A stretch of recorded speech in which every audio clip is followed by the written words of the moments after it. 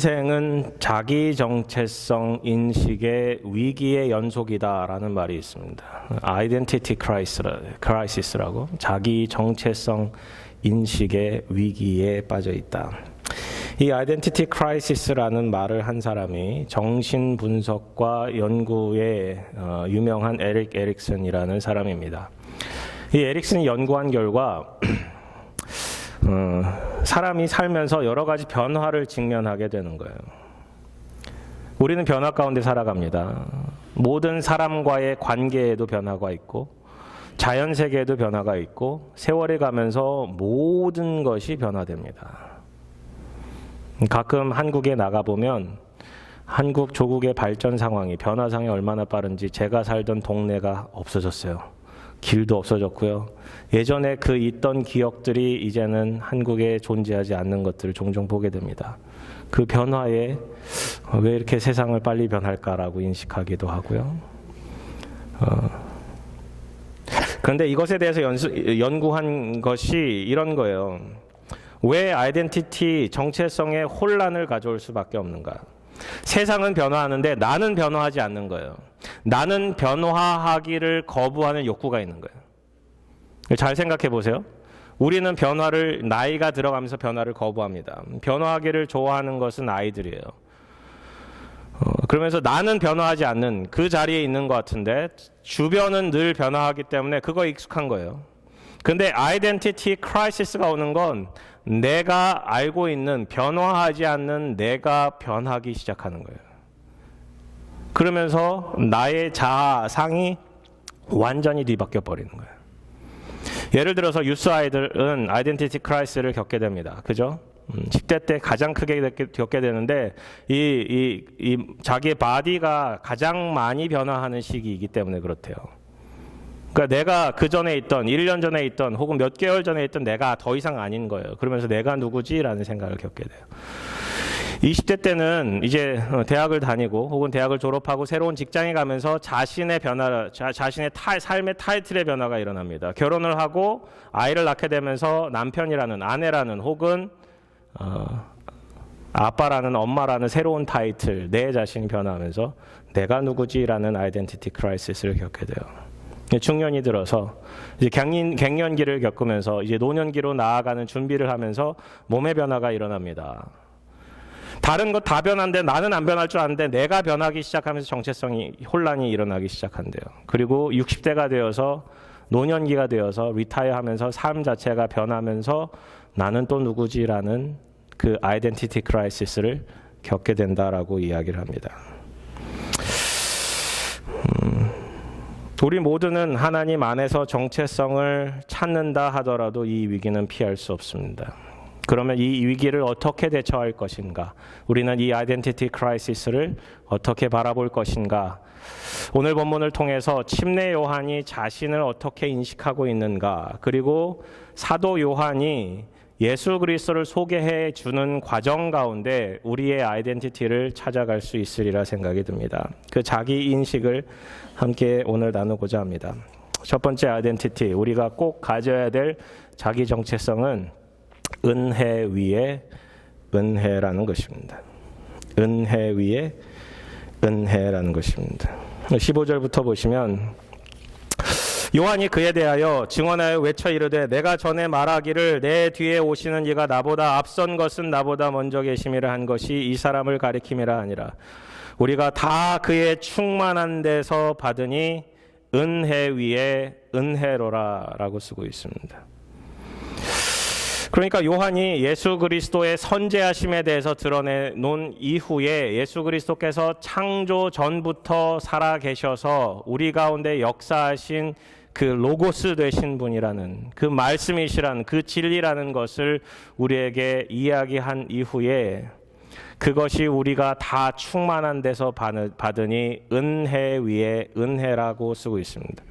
그럼 첫 번째 은혜는 뭘까요? 첫 번째 주어진 은혜는 뭘까요? 은혜 위에 은혜가 쌓였다라는 거예요. 눈 위에 눈이 쌓이듯이 은혜 위에 은혜가 쌓인다라는 거예요. 그 첫 번째 은혜는 예수 그리스도가 성육신 하신 은혜예요. 하나님께서 그 하늘 보좌를 버리시고 이 죄된 땅에 우리를 구원하고자 육신을 입고 이 땅에 오신 것, God with us, 임마누엘이라는 것이 우리에게 은혜라는 거예요. 우리가 다 그의 충만한 데서, 그가 이 땅에 충만한 데서, 이 땅의 모든 것을 창조하시고 모든 것을 주관하시는 그 창조주께서 이 땅에 임하셨다는 것이 은혜인데, 그의 충만한 데서 우리가 다 그를 받는다라고 이야기하니, 그 성육 시인하신 그분이 우리 개개인의 가운데 은혜로 임하셨다라는 거예요. 그게 은혜 위에 쌓인 은혜라는 거예요. 우리가 다 죄인입니다. 우리가 하나님 앞에 온전히 설 수도 없고 버려져야만 마땅한 이 땅의 먼지에서 시작이 되어 먼지로 돌아갈 아무것도 아닌 존재인 우리가 은혜로 말미암아, 그 은혜로 말미암아 우리에게 하나님의 자녀가 되는 권세를 주셨다라는 것. 그것이 은혜가 아니고서 무엇이겠습니까? 라는 거예요. NIV는 이것을 복 위에 복으로 임하셨다라고도 고백을 합니다. Grace upon grace. 사도 바울이 고백합니다. 내가 나 된 것은 다 하나님의 은혜라. 내게 주신 그의 은혜가 헛되지 아니하여 내가 모든 사도보다 더 많이 수고하였으나 내가 한 것이 아니요 오직 나와 함께 하신 하나님의 은혜로라. 즉 자신의 삶 자체가, 자신의 사역 자체가, 자신의 존재 자체가 다 하나님의 은혜라고 고백하고 있는 거예요. 여러분은 그것을 고백하세요? 이 모든 것이 살아 숨쉬고 있음이 다 하나님의 은혜라는 사실을. 우리 함께 일부 예배했던 이 찬양을 불렀어요. 은혜 아니면 내가 살아갈 수가 없네. 은혜 아니면 내가 정말 아무것도 아닌 존재라는 사실을 인식할 수밖에 없다라는 사실입니다. 17절 18절은 우리로 구약 성경으로 돌아가게 만듭니다. 아마도 이 요한은 모세 오경을 바탕으로 해서 이 요한복음을 써내려가는 것 같습니다. 태초에라는 단어를 통해서 주어지는 그 복음에 대한 메시지를 지난주에 함께 나누었습니다. 그리고 나서 오늘 본문은 모세의 율법 전체를 봤습니다. 모세를 통해서 율법이 주어졌다라는 것이죠. 그 율법과 은혜와 진리를 대비하며 흑백이 대조되는 것처럼 우리에게 말씀으로 전달해 주십니다. 율법은 우리에게 죄를 상기시켜 주시고 그 은혜와 진리는 우리에게 그것이 우리가 얼마나 흑암 가운데 있었음을 알려주며 그 가운데 주어지는 하나님의 은혜의 빛이 우리 가운데 빛이었음을 본문을 통해서 알려주고 있습니다. 1장 14절로 돌아가면 말씀이 육신이 되어 우리 가운데 거하심에 우리가 그의 영광을 보니 아버지의 독생자의 영광이요 은혜와 진리가 충만하더라. 우리가 그 충만한 데서 그 은혜를 우리가 받게 되었다라는 거예요. 내가 받게 되었다라는 거예요. 그게 얼마나 큰 은혜인지, 그게 얼마나 놀라운 은혜인지 인식해야 된다라는 것입니다. 우리가 죄를 얼마나 깊이 기억하는가, 은혜를 깊이 기억하는 것은 죄를 깊이 기억하는 것밖에는 다른 방법이 없습니다. 그 죄를 깊이 기억할수록, 죄를 깊이 인식할수록 우리가 하나님 앞에 온전히 설 수도 아무것도 아닌 존재임을 인식할수록 우리를 구원해 주신 그 은혜가 더욱 크기 때문에 주일날 예배 가운데 하나님의 임재를, 하나님의 은혜를 깊이 인식할 수 있는 가장 최고의 방법은 가장 낮은 자리로 내려가는 거예요. 낮고 낮은 자리에 내려갈 때 하나님의 은혜가 얼마나 큰지 우리를 살려주시고 우리를 회복해 주시고 우리를 인도하신 하나님의 은혜를 맛볼 수 있다라는 거예요. 어제 아내랑 저랑 둘이서 찰스 형제님과 김벌리 자매님 소식을 듣고 얼마나 놀랐는지 몰라요. 정말 패닉이었어요. 찰스 형제님이랑 통화를 하는데 말을 잘 못하세요. 딱 한마디 하셔요. Unexpected thing. 정말 생각지 않았던 일이 일어났다. 정말 기도밖에는 저희가 해줄 수 있는 게 아무것도 없더라고요.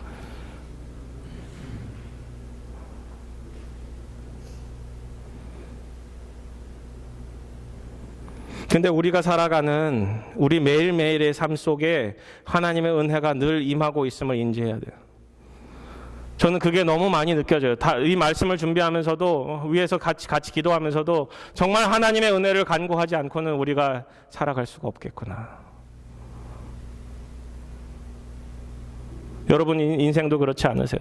우리 자녀가 커가는 것도, 내가 이 땅에 숨쉬고 살아가는 것도 하나님의 은혜가 아니고서는 살아갈 수가 없더라고.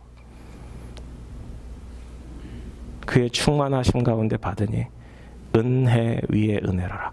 Grace upon grace. 우리의 삶은 은혜의 연속성 그 가운데 있음을 기억해야 합니다. 두 번째 아이덴티티는 I'm not이에요. I'm not. 19절부터 28절까지 보시면 유대인들이 제사장들과 레위인들을 보내요. 여기서 말하는 유대인들은 아마도 사내들인 공의회, 바리새인들, 지위에 있던 자들, 성전에서 일하는 제사장들과 레위인들을 보냅니다. 그 이유는 침례 요한이 그 당시에 너무나 큰 센세이션을 일으켰어요. 정말 다 따라가는 거예요. 사람들이 다 글로 몰려가는 거예요. 심지어 바리새인들도 사두개인들도 다 몰려가서 그에게 침례받기를 원했어요. 그의 가르침을 받기 원했어요. 그는 정말 그 땅에 누구도 볼 수 없는 놀라운 은혜를 소유한 자였어요. 바라바도 그렇잖아요. 맨날 메뚜기와 석청 먹고 있고 가죽띠 띠고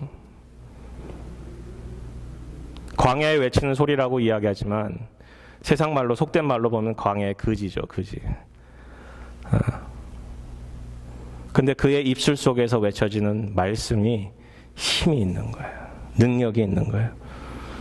그래서 사람들이 다 몰려가기 시작했어요. 제사장들과 레위인들이 가서 묻습니다. 당신 누구요? Who are you? 근데 요한이 드러내놓고 말하며 숨기지 아니하니 드러내는 말이 이거예요. I am not the Christ. 저는 그리스도가 아닙니다. 근데 좀 이상하지 않으세요? 좀 이상하지 않으세요? Who are you? 라고 물어보면 당신 누구입니까? 라고 물어보면 대부분 자기 이름을 소개한다든지 나는 뭐 어떤 사람이고 어떤 일을 한다든지 그 배경에 있어서 그 사람에 맞춰서 이야기를 하는데 이 사람의 고백은 이거예요. I am not the Christ. 그리고 사도 요한이 이 요한복음을 기록해가며 의도적으로 드러내고 있는 바 I am not the Christ. 저는 그리스도가 아닙니다라는 자아 정체성을 먼저 가지고 가요. 수많은 사람들이 그의 가르침에 추앙합니다. 그도 하나님의 가르침을 선포하기 때문에 혹 내가 그리스도가 아닌가, 혹 내가 와야 될 그 능력의 사람이 아닌가라고 생각할 수도 있어요.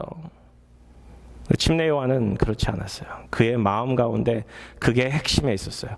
I am not the Christ. 두 번째 또 질문해요. 그러면 누구냐? 내가 엘리야냐? 두 번째 대답도 똑같습니다. I am not. I am not. 말라기 4장 5절에 보면 하나님께서 심판 전에 엘리야를 보내신다고 약속하십니다. 유대인들 사상에는 엘리야가 하늘로 올라갔으니 다시 그가 이 땅에 말씀을 선포하러 와야 한다라는 것을 믿고 있었어요.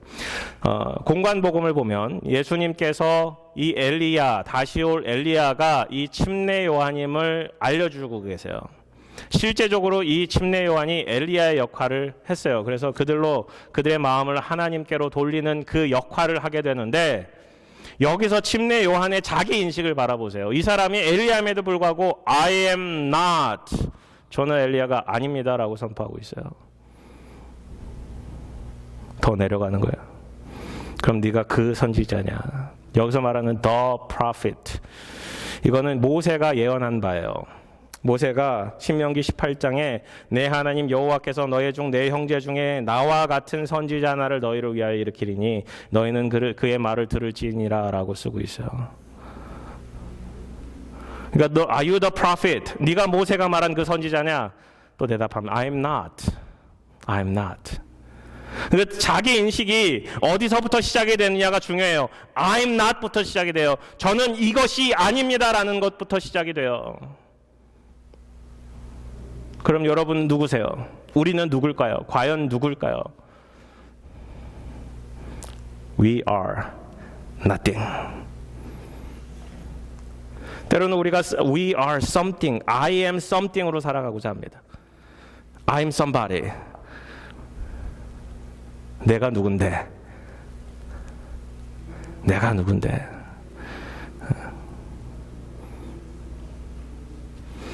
어디 영화에선가 범죄와의 전쟁인가 어디선가 내가 누군데 라고 막 이야기하면 계속 이야기하는 게 있죠. 내가 서장이랑도 알고 목욕탕도 간 사이고 같이 밥 먹는 사이고 내가 누군데 라는 것들. 우리 속에는 혹 그런 마음이 있는지 몰라요. 내가 지난날 해온 것이 어떤 건데 I'm something. 누군가 나를 무시했을 때, 나의 자존심을 짓밟은 일을 했을 때, 혹은 첫인상만으로 깎아내린 일을 했을 때 우리의 반응은 이거예요. 방어 기제를 통해서 I'm something 임을 드러냅니다. 분노하고요, 화를 내고요, 기분 나빠하고요. 반대로 누군가로부터 칭찬을 들었을 때, 대단하다는 얘기를 들었을 때, 외모가 출중하세요. 옷을 잘 입으셨어요. 그럴 때 우리의 느끼는 감정이 I'm something이 아닐까요? I feel something. 근데 사도 요한은 침례 요한의 이 고백을 통해서 우리에게 알려줘요. We are nothing. 우리가 그리스도 앞에 서면, 하나님 앞에 서면 먼지와 같이 작은 존재일 수밖에 없다. 계속 질문합니다. 그러면 네가 그리스도도 아니고 엘리야도 아니고 그 선지자도 아니면 넌 누구냐라고 물어봐요. 이때 이사야의 말씀을 빌어서 이야기합니다. I am the voice. I am the voice. 나는 그저 소리일 뿐입니다. 광야에서 외치는 소리일 뿐입니다. 이사야의 말씀처럼 주의 길을 곧게 하라고 저는 말씀을 선포하는 소리일 뿐입니다. 요한복음 1장 1절에 이걸 얘기했잖아요. He, Christ, is the Logos. 하나님께서 이 땅에 말씀을 오셨는데 그는 그리스도라고. 그죠? 그리고 나서 그 말씀을 선포하는 자가 이 침례 요한임을 선언해주고 있어요. 그 말씀 그 자체가 되어주시는 그것을 소리로 선포하는 자가 침례 요한인데 어디서 선포해요? 광야에서, 아무도 없는 그 광야에서 외쳐지면 아무도 들을 수도 없고 허공에 맴돌다 그저 사라질 뿐, 0.12초 안에 그저 사라질 허공에 떠도는 그냥 소리일 뿐, 나는 사라질 존재임을 이야기하고 있습니다. 우리는 전도서를 읽으며 당황해야 할 때가 있어요. 전도서를 처음 읽으면 이게 뭔지, 그죠? 헛되니 다 헛된 게 인생살이라고 솔로몬이 지혜라고 말씀하는데 뭐가 그렇게 헛된 건지. 근데 오늘 보면 똑같아요. 똑같은 얘기를 하고 있어요. We are the voice in the wilderness to make it straight of the one to come. 주의 오실 길을 예비하고자 광야에서 외쳐지는 소리일 뿐 저는 I am nothing. 이 인식이 있는 거예요. 그 전에도 지난주에 같이 말씀을 나눌 때도 이 얘기를 했던 것 같아요. I am not the light. 요한의 자기 인식은 저는 빛이 아닙니다. 빛에 대하여 증언하러 온 자입니다라는 인식이 있었다라는 거예요. 나는 핵심이 아닙니다. I am not the something. I am nothing. 여러분의 자기 인식은 어떠세요? 여러분이 해왔던 일들, 사회적 지위, 혹은 I'm something이라고 느끼시는 그 뭔가가 있으십니까? 침례 요한도 I'm something이라고 느낄 수 있는 충분한 그의 백그라운드가 있음에도 불구하고 사도 요한이 고백하는 바 이 모든 것이 은혜 위에 은혜로 주어진 것이고, 침례 요한이 자기를 인식하는 바 I am nothing. 저는 정말 아무것도 아닙니다라는 자기 인식이 우리를 그리스도 앞에서 충만한 은혜를 누리게 할지 모르겠습니다. 우리는 주인이 아닙니다. 우리는 종일 뿐입니다. 그가 고백하는 게 그래요. 내 뒤에 오시는 그이라. 27절에 나는 그의 신발끈을 풀기도 감당하지 못하겠노라.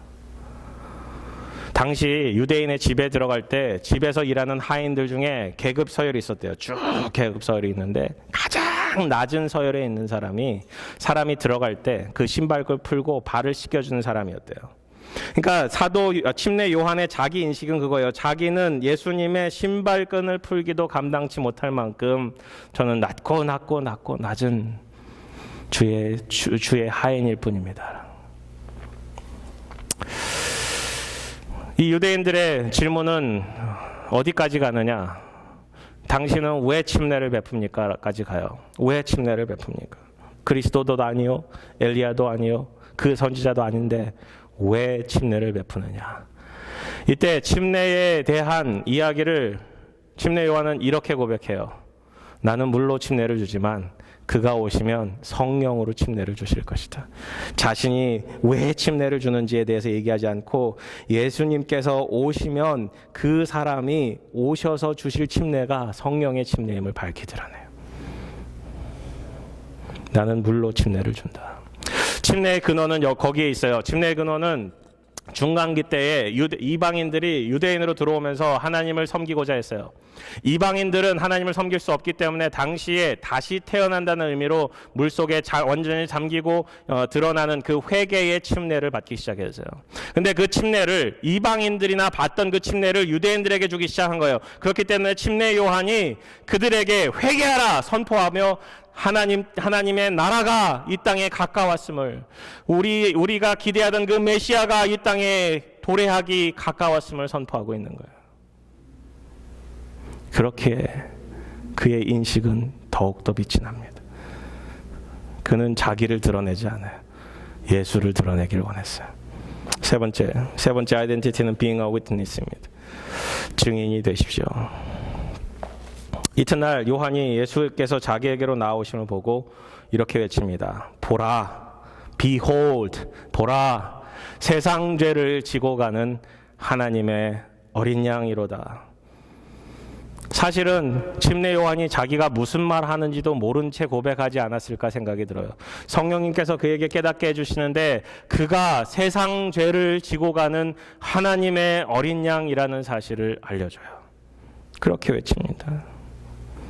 내가 전에 말하기를 내 뒤에 오는 사람이 있는데 나보다 앞선 것은 그가 나보다 먼저 계심이라. 예수 그리스도의 선지하심을 드러냅니다. 그리고 이 사람을 가리킴이라. 나도 그를 알지 못하였으나, 이게 31절과 33절에 반복이 되는데 나도 그를 알지 못하였으나 내가 와서 물로 침례를 베푸는 것은 그를 이스라엘에 나타내려 함이라. 그 얘기를 예비하는 거죠. 요한이 또 증언하여 이르되 내가 보매 성령이 비둘기같이 하늘로부터 내려와서 그 위에 머물더라.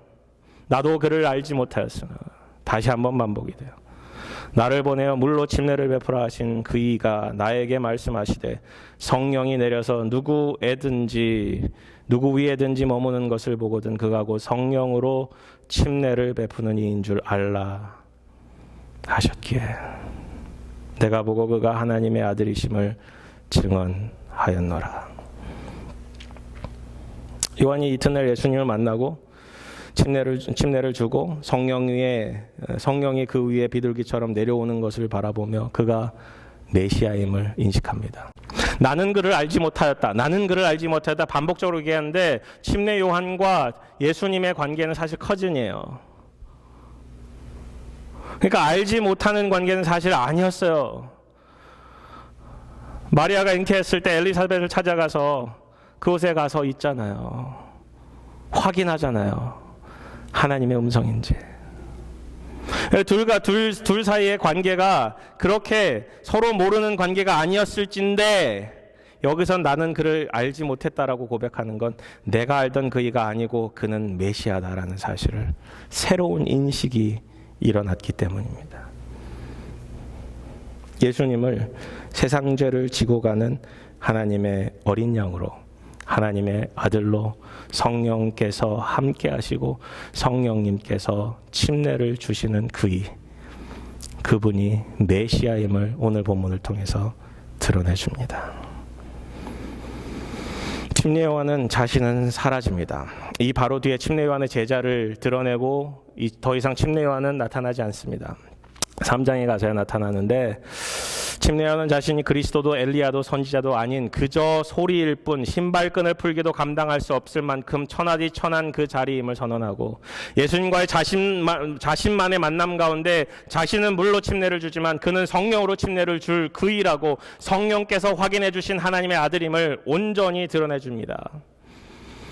그는 증인으로서의 삶을 살아가고 있다는 거예요. 내가 보고 34절에 그가 하나님의 아들이심을 증언하였노라 라고 말씀이 맞춰집니다. 증인, 내가 본 그대로 전하는 그 증인의 삶을 사명으로 사도 요한은 우리에게 요청하고 있습니다.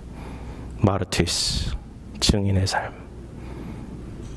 침례 요한처럼 예수 그리스도를 어떻게 만났는지, 예수 그리스도 오실 그 일을 드러내고자 하는 빛에 대해서 증인이 되어주고, 예수 그리스도에 대해서 증인이 되고, 보라 그가 세상 죄를 지고 가는 하나님의 어린 양임을, 그가 하나님의 아들임을 증언하고 있는 그 모습이 우리에게도 동일하게 나타나기를 주님의 이름으로 축원합니다.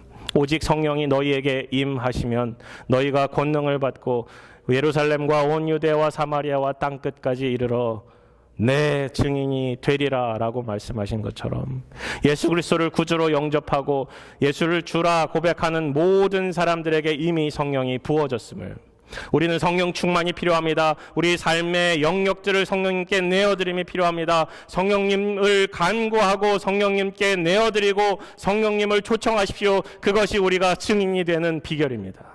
우리의 능력이 아닙니다. 하나님께서 성령을 통해서 부어지는 능력으로 우리가 증인이 될 수 있습니다.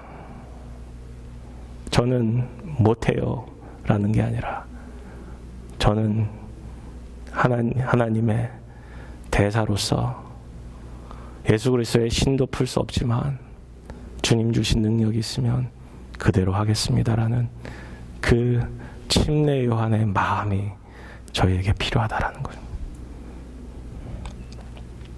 침례 요한의 탁월성이 있었어요. 침례 요한은 탁월했습니다. 그의 삶도, 그의 광야에서의 정말 거지같이 살아가는 그 삶도,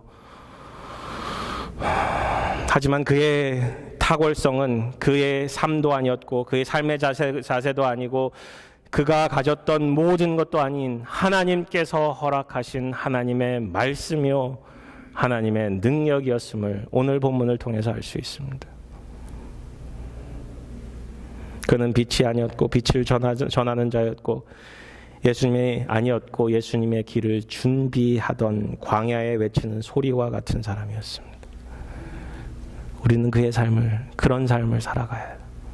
내가 드러나는 삶이 아니라 오직 예수께서 드러나는 그 삶. 그래서 우리의 아이덴티티는 not I but Christ가 되어야 돼요. 우리가 함께 갈라디아서 2장 20절을 읽은 것처럼 내가 그리스도와 함께 십자가에 못 박혔나니 그런즉 이제는 내가 사는 것이 아니요 내 안에 그리스도께서 사는 것이라. 이제 내가 사는 것은 나를 사랑하사 그죠? 육체 가운데 우리를 위하여 죽으신 그의 아들을 믿는 믿음 안에서 사는 것이라. Not I but Christ. 내가 아니라, 내가 드러나는 삶이 아니라 온전히 그리스도가 드러나는 그 삶이 우리에게 요청하시는 주님의 사명임을 깨달을 때 우리는 이 위트니스의 삶을 살아갈 수 있습니다. 침례 요한은 참 위대한 사람입니다. 예수님께서도 누가복음 7장에 이렇게 얘기하셨어요. 여자가 낳은 자보다 이보다 더 큰 자가 없다. 그러나 하나님 나라에서는 요한보다 더 큰 자가 있을 것이다. 그거는 예수 그리스도의 십자가를 경험한 우리를 두고 얘기하시는 거예요. 자기 부인이 무엇인지 보여주었던 침례 요한은 은혜 없이는 하루도 살아갈 수가 밖에 없는 우리의 아이덴티티 가운데 Not I but Christ. I am nothing. But I am a witness of Jesus Christ. 우리는 그리스도의 사명자로 복음을 전하는 사람으로 살아가야 한다라는 거예요. 지난주 남침내교 총회를 다녀왔습니다. 총회 가운데 중요한 이슈가 되었던 것 중에 하나가 이 침례교의 정체성에 관한 이야기였습니다. 정치와 같이 갈 수 없다라는 것. 그리고 성에 대해서 섹슈얼 어뷰즈에 대해서 우리는 단호하게 배격해야 한다라는 이야기를 했습니다. 여러 가지 이야기가 나눠지는 가운데 중요한 이슈 중에 하나가 이제 침례교회의 다양성이에요. Diversity of the Convention. 침례교 안에서 믿지 않는 사람들에게 복음을 전해서 교회를 개척하고 믿게끔 만드는 미국 사회가 이제 다양화되어지면서 스페니쉬의 증가와 이제 non-white 백인 아닌 사람들의 인구 증가가 더 빨라지면서 최근에 작년 한 해에 교회 개척이 되었던 77%가 이제 non-white based 백인이 아닌 교회들로 교회 개척이 되었습니다. 그러면서 중심으로 두는 것 중에 하나가 우리는 gospel above all, 모든 것 위에 복음입니다라는 것을 선언하는 거예요.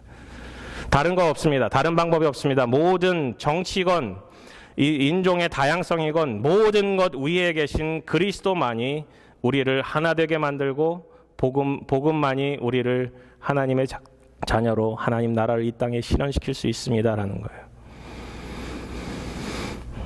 우리도 그랬으면 좋겠습니다. Gospel above all. 우리가 가진 어떤 아이덴티티 위에도 Gospel above all. 모든 것 위에 복음을 두었으면 좋겠습니다. 19세기에 영국의 산부인과 의사이자 에딘버러 대학 의과 교수였던 제임스 심슨이라는 사람이 있었대요. 19세기니까 의료 발달이 많이 되지 않았겠죠. 산부인과에서 수술을 많이 하면서 이제 환자들이 너무 고통스러워하는 걸 많이 본 거예요. 그래서 수술용 마취제를 개발했답니다. 결국은 그 마취제가 개발이 되면서 의료계에 색다른 획기적인 변화가 일어났죠. 의과대학 교수였기 때문에 학생 중에 하나가 교수님한테 이런 질문을 했대요. 교수님, 생애의 가장 뜻깊고 가장 소중한 발견은 무엇입니까? 학생들이 기대한 대답은 제가 수술하다가 환자들의 아픔을 경감해주기 위해서 마취제 발견한 겁니다. 라는 대답을 기대했는데 이분의 대답은 색달랐어요. 저는 하나님 앞에서 죄인이라는 사실과 예수 그리스도께서 나의 구주가 되신다는 사실을 발견한 것이 가장 뜻깊은 발견입니다. 우리의 고백이 이랬으면 어떨까요? 여러분의 생애에 가장 중요한 일은 무엇입니까? 가장 소중한 일은 무엇입니까? 내가 하나님 앞에 죄인이라는 사실과 예수님께서 나를 위하여 십자가 지신 그 사실이 저에게 은혜가 되고 진리가 되고 그 충만한 데서 주어지는 하나님의 놀라운 섭리입니다라는 고백이 우리 가운데 있기를 소망합니다. 같이 기도드리시겠습니다.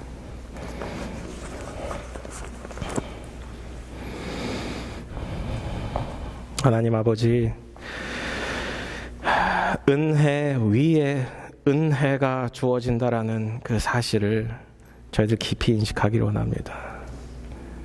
그리고 하나님께서 이미 부어주신 은혜 위에 여전히 남겨두신 준비하신 은혜가 있음을 또한 고백합니다. 주님 앞에서 우리는 I'm nothing입니다. 아무것도 아닙니다. 하지만 저희들의 입술 가운데 고백되어지는 것이 주의 길을 고백하고 주의 길을 준비하고 광야에서 외쳐지는 소리처럼 주님을 증언하는 그러한 삶을 살기를 원합니다. 우리 커넥교회를 불쌍히 여겨주셔서 여전히 저희는 은혜가 많이 필요함을 고백할 수밖에 없습니다. 교회가 하나됨에 교회가 주님이 원하시는 그 공동체로 가기 위해 여전히 은혜가 필요하고 I'm nothing 이라는 생각을 가지고 여전히 복음이 필요한 우리들 가운데 또 우리가 만나는 사람 가운데 예수 그리스도를 드러낼 수 있는 삶 살아갈 수 있도록 인도하여 주시옵소서. 감사드리며 이 모든 말씀 예수님의 이름으로 기도드렸습니다. 아멘.